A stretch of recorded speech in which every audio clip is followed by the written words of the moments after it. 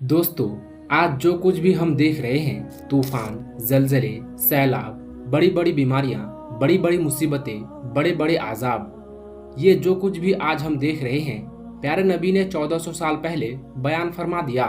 और 72 निशानियां हुजूर पाक सल्लल्लाहु अलैहि वसल्लम ने बयान फरमाई कि देखो, कयामत के करीब एक फितने वाला जमाना आएगा और उस फितने वाले जमाने की 72 निशानियां हैं।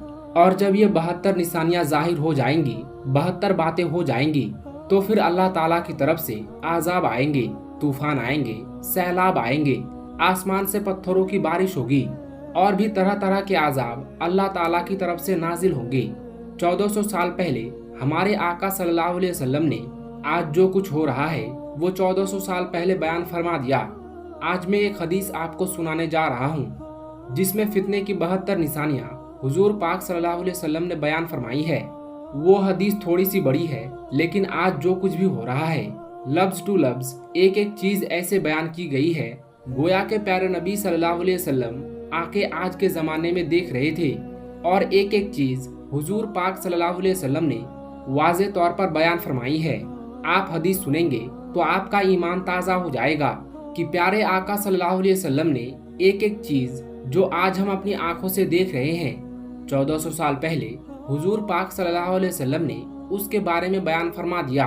वो 72 निशानियां क्या है, ये हदीस मौजूद है। हजरत हुज़ैफा रज़ी अल्लाह ताला अन्हु से रिवायत है कि नबी करीम सल्लल्लाहु अलैहि वसल्लम ने इरशाद फरमाया कि कयामत के करीब 72 बातें पेश आएगी। वो 72 बातें कौन सी पेश आएंगी? नंबर 1, नमाज गारत करने लगेंगे, यानी मुसलमान बेनमाजी हो जाएगा। और जैसा कि आज हम देख रहे हैं कि मुसलमानों की बड़ी तादाद जो है बेनमाजी है। मुसलमानों को नमाज की कोई फिक्र नहीं है, नमाज का कोई ख्याल ही नहीं है। प्यारे आका सल्लल्लाहु अलैहि वसल्लम ने ये कब बयान फरमाया कि लोग तब कितने भी बड़े गुनहगार होते थे लेकिन फिर भी बेनमाजी नहीं होते थे। कुछ भी हो जाए लेकिन नमाज नहीं छोड़ते थे। उस वक्त जब प्यारे नबी सल्लल्लाहु अलैहि वसल्लम ने इस बात को बयान फरमाया तो सहाबा इकराम कहने लगे कि या रसूलुल्लाह, ऐसा कैसे हो सकता है कि मुसलमान होगा और नमाज छोड़ेगा? हुजूर पाक सल्लल्लाहु अलैहि वसल्लम ने बयान फरमाया कि कयामत के करीब ऐसा होगा और फरमाया लोग नमाज गारत करने लगेंगे, यानी नमाजों का एहतमाम खत्म हो जाएगा। नंबर 2, अमानत जाया करने लगेंगे, यानी जो अमानत उनके पास रखी जाएगी उसमें खयानत करने लगेंगे। आज ये भी हो रहा है, जैसे किसी बैंक में कोई गरीब कोई अमीर भरोसे के साथ अमानत के तौर पर अपने पैसे रख देता है तो वह बैंक दिवालिया हो जाती है, उसका मालिक भाग जाता है। तो अमानत में खयानत इस तरीके से भी होती हुई नजर आती है। ये 72 निशानियां हम एक एक करके बताते हैं, आप देखते चलिए कि आज ये सब हमारे दौर में हो रहा है या नहीं। नंबर 3, सूद खाने लगेंगे, झूठ को हलाल समझने लगेंगे, यानी झूठ एक फन और हुनर बन जाएगा। For example comedy, stand up comedy, funny vines. Number 5, मामूली मामूली बातों पर खून रेजी करने लगेंगे, छोटी छोटी बातों पर झगड़ा होने लगेगा, जरा सी बात पर दूसरे की जान लेंगे। नंबर 6, ऊंची ऊंची बिल्डिंगें बनाएंगे। नंबर 7, दीन बेचकर दुनिया जमा करेंगे। नंबर 8, कथा रहमी, यानी रिश्तों के साथ बदसलूकी होगी, इंसाफ खत्म हो जाएगा, झूठ साफ हो जाएगा, लिबास रेशम का पहना जाएगा, जुल्म आम हो जाएगा, तलाकों की कसरत होगी, नागहानी मौत होगी, एक्सीडेंट की मौत आम हो जाएगी, यानी ऐसी मौत आम हो जाएगी जिसका पहले से पता नहीं होगा, बल्कि अचानक पता चलेगा कि फला शख्स अभी जिंदा था, अभी ठीक था और अभी मर गया। खयानत करने वालों को अमीन समझा जाएगा, अमानतदार पर तोहमत लगाई जाएगी कि ये बेईमान है, और जो बेईमान होगा उसको अमानतदार समझा जाएगा, झूठे को सच्चा समझा जाएगा, सच्चे को झूठा कहा जाएगा, तोहमत दराजी आम हो जाएगी, यानी लोग एक दूसरे पर झूठी तोहमतें लगाएंगे। बारिश के बावजूद गर्मी होगी। ये सब कुछ आज हमारे सामने है। मेरे भाइयों, देखिए आका ने क्या बयान फरमाया है। लोग औलाद की ख्वाहिश करने के बजाय औलाद से कराहत करेंगे, औलाद से नफरत करेंगे, यानी जिस तरह लोग औलाद होने की दुआ करते हैं इसके बजाय लोग ये दुआ करेंगे कि औलाद ना हो। और आज लोग देख रहे हैं कि बंदिश करते हैं और एक नारा भी दिया जाता है कि हम दो हमारा एक, और ज्यादा बच्चे हो जाते हैं तो उसे कराहत भरी नजरों से देखा जाता है। और प्यारे नबी सल्लल्लाहु अलैहि वसल्लम ने 1400 साल पहले बयान फरमाया है। कमीनों के ठाठ होंगे, यानी कमीने लोग बड़े ठाठ से और ऐशो इशरत से जिंदगी गुजारेंगे। शरीफों की नाक में दम हो जाएगा, यानी शरीफ लोग शराफत को लेकर बैठेंगे तो दुनिया उनको बेवकूफ समझेंगे, दुनिया से वो कट जाएंगे और वजीर झूठ के आदी बन जाएंगे, यानी हुकूमत को चलाने वाले लोग झूठ के आदी बन जाएंगे। अमीन खयानत करने लगेंगे, सरदार जुल्म पेशा होंगे, यानी जो लोग हुकूमत में बैठे हैं वो जुल्म पेशा होंगे। आलिम और कारी बदकार होंगे, यानी आलिम भी है और कुरान मजीद की तिलावत भी कर रहा है मगर बदकार है। अल्लाह उन्हें महफूज रखे। लोग जानवरों के खालों का लिबास पहनेंगे मगर उनके दिल मुर्दार से ज्यादा बदबूदार होंगे, यानी लोग जानवरों के खालों से बने हुए आला दर्जे के लिबास पहनेंगे लेकिन उनके दिल मुर्दार से ज्यादा बदबूदार होंगे। सोना आम हो जाएगा, चांदी की मांग होगी, गुनाह ज्यादा हो जाएंगे, अमन कम हो जाएगा। कुरान करीम के नुस्खों को बेहतरीन डिजाइन के साथ तैयार किया जाएगा और उन पर नक्शो निगार लगाए जाएंगे। मस्जिदों में नक्शो निगार लगाए जाएंगे, ऊंचे ऊंचे मीनार बनाए जाएंगे लेकिन दिल वीरान होंगे।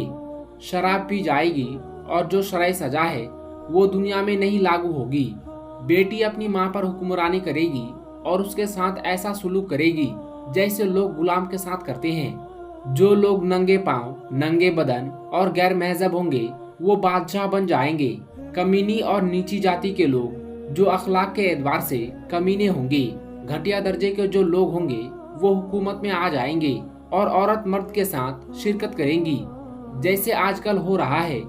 क्या औरतें जिंदगी के हर काम में मर्दों के कंधों से कंधा मिलाकर चलने की कोशिश कर रही है? मर्द औरत की नकल करेंगे, औरतें मर्दों की नकल करेगी। जैसे कि आज आप लोग देख रहे हैं कि आज मर्दों का फैशन इस टाइप का आ रहा है कि दूर से आप देखेंगे तो आप पता नहीं लगा पाएंगे कि ये औरत है या मर्द है। अल्लाह के अलावा गैरुल्लाह की कस्में खाई जाएगी। कसम तो सिर्फ अल्लाह की खानी चाहिए लेकिन दूसरों की कसम खाएंगे। आगे नबी करीम सल्लल्लाहु अलैहि वसल्लम ने बयान फरमाया, मुसलमान भी बगैर कहे झूठी गवाही देने को तैयार हो जाएगा। और आगे फरमाया कि सिर्फ जान पहचान के लोगों को सलाम किया जाएगा। मतलब ये कि जैसे कि आजकल होता है कि जिनको हम जानते हैं उन्हीं को सलाम करते हैं, जिनको हम नहीं जानते उनको हम सलाम नहीं करते। आगे फरमाया, गैर दीन के लिए शरई इल्म पढ़ा जाएगा। आखिरत के काम से दुनिया कमाई जाएगी। माले गनीमत को ज्यादती जागीर समझा जाएगा। अमानत को लूट का माल समझा जाएगा, यानी किसी ने अमानत रख दी तो जिसके पास रखी है वो समझेगा कि इसे लूटना चाहिए, ये लूट का माल है। ज़कात को जुर्माना समझा जाएगा। आज के टाइम 2.5% ज़कात होती है लेकिन उसको भी मुसलमान टेंशन लेकर निकालता है, इसलिए फरमाया कि ज़कात को बोझ समझा जाएगा। सबसे घटिया आदमी कौम का लीडर बन जाएगा। आदमी अपने बाप की नाफरमानी करेगा, आदमी अपनी माँ से बदसलूकी करेगा, दोस्तों को नुकसान पहुँचाने से गुरेज नहीं करेगा। प्यारे नबी सल्लल्लाहु अलैहि वसल्लम ने इरशाद फरमाया, अपने फायदे के लिए दोस्तों को नुकसान पहुँचाने से कोई भी नहीं चूकेगा।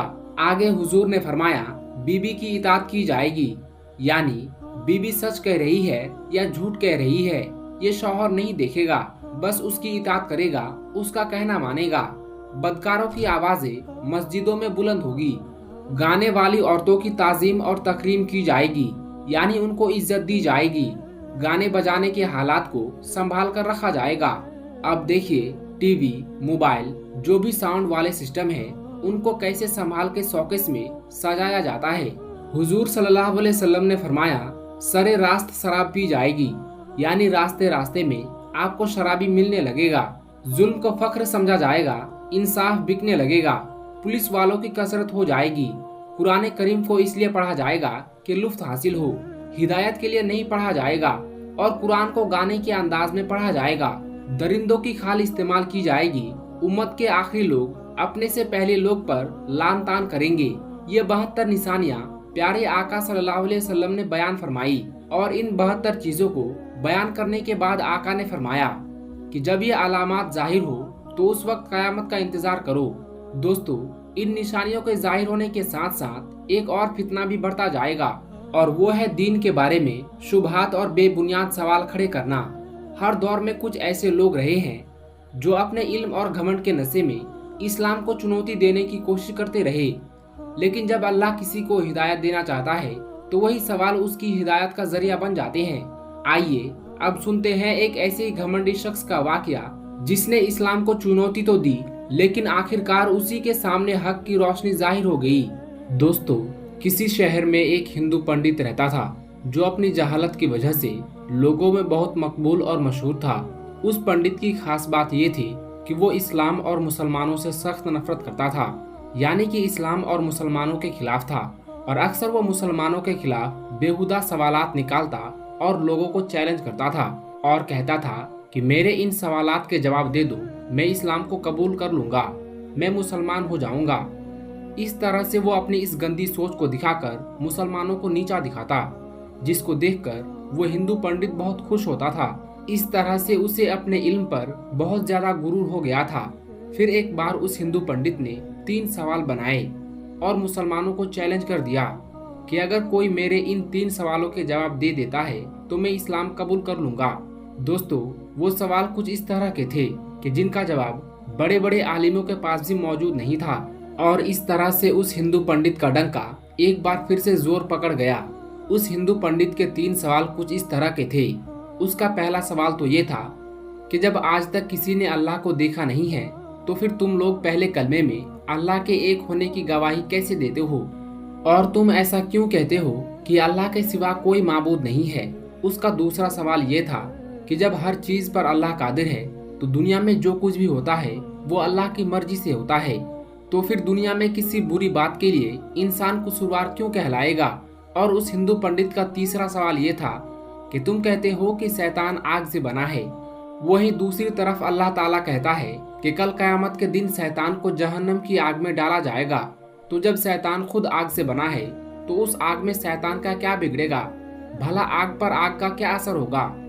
ये 3 सवाल उस हिंदू पंडित ने मुसलमानों के सामने पेश किए, लेकिन कोई भी उसके इन सवालों के जवाब नहीं दे सका। इस तरह से करते करते कुछ दिन गुजर गए। एक दिन वो हिंदू पंडित किसी काम से अपने घर से बाहर निकला। अभी वो कुछ दूर गया ही था कि उसका गुजर एक दरवेश के पास से हुआ, जो कि जमीन पर बैठा हुआ मिट्टी के बड़े बड़े गोले बना रहा था। जैसे ही वो हिंदू पंडित उसके पास से गुजर रहा था तो फकीर ने उसको आवाज दी और अपने पास आने को कहा। वो पंडित उस दरवेश फकीर के पास चला आया। दरवेश ने कहा कि हमने सुना है कि तुम्हारे कुछ सवाल हैं जिनका आज तक कोई भी जवाब नहीं दे पाया। जरा मुझे भी तुम्हारे वो सवालात बताओ, शायद मैं उनका कुछ जवाब दे दूं। तो ये सुनकर वो हिंदू पंडित बड़े तकब्बुर के साथ मुस्कुराया और कहने लगा कि जब मेरे सवालों के जवाब बड़े बड़े उलमा नहीं दे पाए तो तुम फकीर के पास क्या इल्म होगा। ये सुनकर वो बुजुर्ग फकीर भी मुस्कुरा दिया और कहने लगा कि तुम अपने सवालात तो बयान करो। तो अब एक एक करके उस हिंदू पंडित ने अपने सवालात दोहराने शुरू कर दिए। वो हिंदू पंडित कहने लगा, मेरा पहला सवाल तो ये है कि जब आज तक किसी ने अल्लाह को देखा नहीं है तो फिर तुम लोग पहले कलमे में अल्लाह के एक होने की गवाही कैसे देते हो। फिर तुम ये भी कहते हो कि अल्लाह के सिवा कोई माबूद नहीं है। और मेरा दूसरा सवाल ये है कि जब हर चीज पर अल्लाह कादिर है और दुनिया में जो कुछ भी होता है वो अल्लाह की मर्जी से होता है, तो फिर किसी बुरी बात के लिए इंसान कसूरवार क्यों कहलाएगा। और मेरा तीसरा और आखिरी सवाल ये है कि आप कहते हो कि अल्लाह ने शैतान को आग से बनाया है, वहीं दूसरी ओर अल्लाह कहता है कि कयामत के दिन शैतान को जहन्नम की आग में डाला जाएगा। अब शैतान खुद आग से बना है तो उसका उस आग में क्या बिगड़ेगा, आग का आग पर क्या असर होगा। हिंदू पंडित ने कहा कि दरवेश बाबा, मेरे ये 3 सवाल हैं जिनका जवाब किसी के पास भी मौजूद नहीं है। ये सुनकर वो बुजुर्ग दरवेश काफी देर तक उस हिंदू पंडित को देखते रहे और सोचते रहे। ये देखकर वो हिंदू पंडित मन ही मन खुश हो रहा था, जिसका अंदाजा उसकी मुस्कुराहट से लग रहा था। फिर एकदम उस बुजुर्ग दरवेश ने अपने हाथ में मौजूद मिट्टी का वो बड़ा सा गोला उस पंडित के सर पर दे मारा। उस गोले के लगते ही उसके सर से खून निकलने लगा। पंडित उठ खड़ा हुआ और कहने लगा, तुमने ये जुल्म मुझ पर क्यों किया है, तुमने मुझको क्यों मारा है। मैं इस ज्यादती की शिकायत शहर के काजी से जाकर करूंगा और आपको अदालत में पेश होना पड़ेगा। इतना कहकर वो हिंदू पंडित सीधा काजी साहब के पास में पहुंच गया और अपना मुद्दा बयान कर डाला। उस पंडित के सर से अभी भी खून बह रहा था और तकलीफ से उसका बुरा हाल हो रहा था। खैर, उसके बाद बुजुर्ग दरवेश को भी काजी साहब के सामने पेश किया गया। उसके बाद काजी साहब ने पूछा कि हजरत आपने किस वजह से इसको मारा है। तो ये सुनकर बुजुर्ग फकीर ने कहा, मैंने तो इस पंडित के सवालों के जवाब दिए हैं जो इसने मुझसे पूछे थे। अब ये बिना वजह ही मुझ पर इल्जाम लगा रहा है। ये सुनकर अदालत में मौजूद हर शख्स हैरान हुआ, क्योंकि उस हिंदू पंडित के तीनों सवालों के बारे में हर कोई जानता था। इसीलिए वो हैरान हुए कि इसको मारने से वो सवालों का जवाब कैसे मिल गया। इतने में काजी साहब कहने लगे कि अच्छा बताओ, कहाँ है इसके सवालों के जवाब? हमें तो कहीं पर कोई जवाब नजर नहीं आ रहे हैं। इस पर वो बुजुर्ग दरवेश फरमाने लगे, काजी साहब, इसने मुझसे पहला सवाल ये किया था कि जब अल्लाह दिखाई नहीं देता है तो फिर तुम कैसे उसकी मौजूदगी की गवाही देते हो? इसके इस सवाल का जवाब मुझ पर लगाए गए इसी इल्जाम में है। ये कह रहा है कि मेरे सर में चोट लगने से दर्द हो रहा है, लेकिन क्या इसके पास इस बात का कोई गवाह मौजूद है? तो ये सुनकर वो पंडित कहने लगा कि इस बात का गवाह कैसे हो सकता है? मैं कह तो रहा हूँ कि मुझे दर्द हो रहा है। बुजुर्ग दरवेश ने कहा, मगर हम कैसे मान ले कि तुम्हें दर्द हो रहा है? ये सुनकर वो हिंदू पंडित कहने लगा, जनाब, मुझे दर्द महसूस हो रहा है, इसलिए मैं कह रहा हूँ कि मुझे दर्द हो रहा है। ये सुनकर बुजुर्ग दरवेश ने फरमाया कि ठीक इसी तरह जैसे तुम्हारा दर्द दिखाई नहीं दे रहा है मगर तुमको महसूस हो रहा है, वैसे ही हमें अल्लाह दिखाई नहीं देता है, लेकिन अल्लाह को हम हर वक्त अपने साथ महसूस करते हैं, क्योंकि इस दुनिया में अल्लाह की कुदरत के नज़ारे हर जगह पर जगमगा रहे हैं और हर जगह पर अल्लाह मौजूद है। ये सुनकर वो हिंदू पंडित कहने लगा, चलो मान लिया कि मेरे पहले सवाल का जवाब मुझको मिल गया, अब मुझे मेरे दूसरे सवाल का जवाब भी दे दीजिए। ये सुनकर वो बुजुर्ग बाबा बोले, तुम कहते हो कि जो भी करता है वो अल्लाह ही करता है, तो फिर किसी बुरे काम का कसूरवार कोई इंसान कैसे कहलाएगा? अब तुम्हारे इस सवाल का जवाब भी इसी इल्जाम में मौजूद है जो तुमने मुझ पर लगाया है। जब सब अल्लाह ने किया है तो फिर इसमें मेरा क्या कसूर है? तुमने मुझ पर इल्जाम क्यों लगाया है? अब उसके दूसरे सवाल का जवाब भी उसके सामने था। ये सुनकर वो हिंदू पंडित कहने लगा, अच्छा चलो मान लिया कि मुझे मेरे दूसरे सवाल का जवाब भी मिल गया, लेकिन क्या आपके पास मेरे तीसरे सवाल का जवाब मौजूद है? तो वो बुजुर्ग दरवेश कहने लगे, तुम्हारा तीसरा सवाल ये है कि शैतान आग से बना है और अल्लाह कहता है कि कयामत के दिन शैतान को आग में डाला जाएगा, तो उस आग में शैतान का क्या बिगड़ेगा? आग का आग पर क्या असर होगा? अब तुम मुझे ये बताओ कि तुम किस चीज से बने हो? वो हिंदू पंडित कहने लगा, मैं मिट्टी से बना हूँ। तो ये सुनकर बुजुर्ग दरवेश पूछने लगे कि वो गोला जो मैंने तुम्हारे सर पर मारा था वो किस चीज से बना था? तो हिंदू पंडित कहने लगा, वो भी मिट्टी का बना हुआ था। इस पर बुजुर्ग ने कहा, बिल्कुल ठीक, जैसे तुम मिट्टी से बने हो और वो गोला भी मिट्टी से बना था जिससे तुम्हारा सर फट गया है। अब अगर तुम ये कहते हो कि शैतान आग से बना है और कयामत के दिन जब उसको जहन्नम की आग में डाला जाएगा तो उस आग का शैतान पर क्या असर होगा? तो इस तरह से तुम्हें भी मिट्टी के गोले से कुछ नहीं होना चाहिए था, लेकिन तुम्हारा तो सर जख्मी हो गया।